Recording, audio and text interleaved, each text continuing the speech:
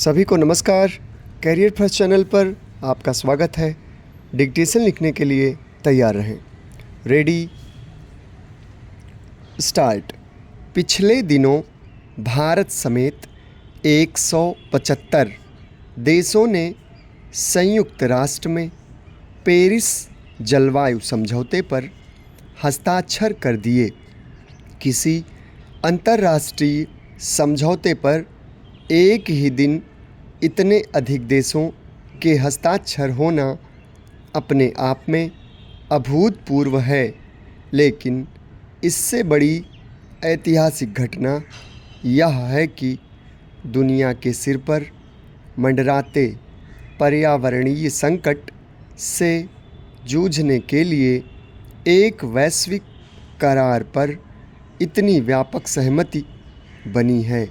अभी तक global warming संबंधी चर्चाएं विकसित और विकासशील खेमों की खींचतान में उलझकर रह जाती थी।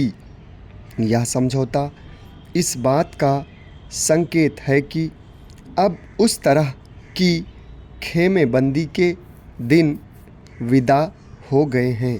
अलबत्ता इस मौके पर भारत के प्रतिनिधि के तौर पर पर्यावरण मंत्री प्रकाश जावड़ेकर विकसित देशों को उनकी खास जिम्मेदारी की याद दिलाना नहीं भूले।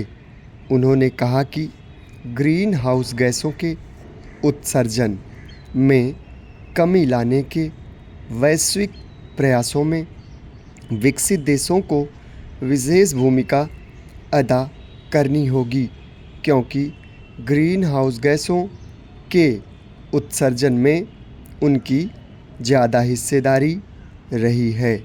इस समझौते से साफ हो गया कि ग्लोबल वार्मिंग के मसले पर अब खटास के दिन लद गए हैं। समझौते पर तमाम देशों की ओर से हस्ताक्षर होना इसके क्रियान्वयन की दिशा में पहला कदम है।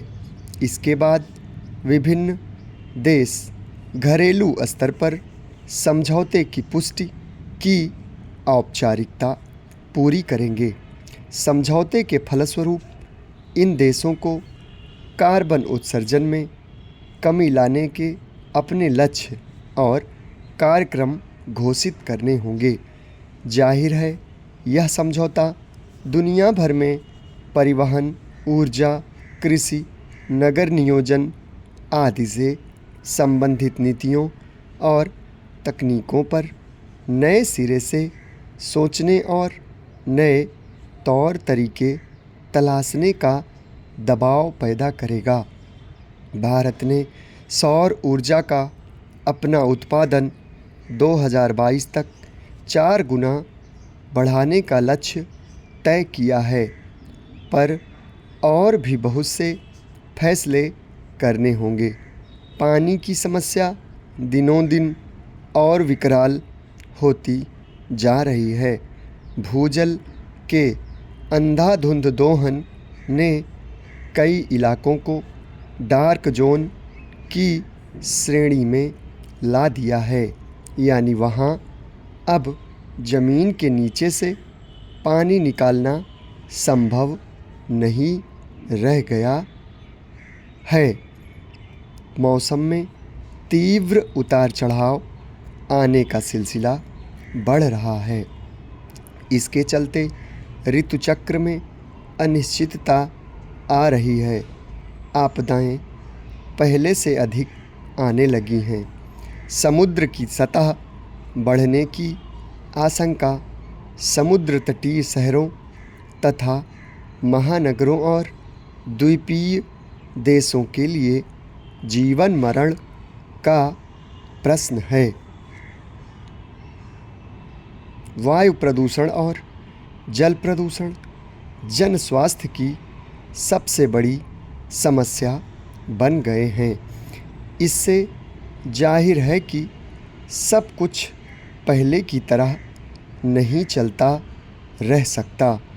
खेती की ऐसी प्रणाली विकसित करनी होगी जिसमें कम से कम पानी की खपत हो।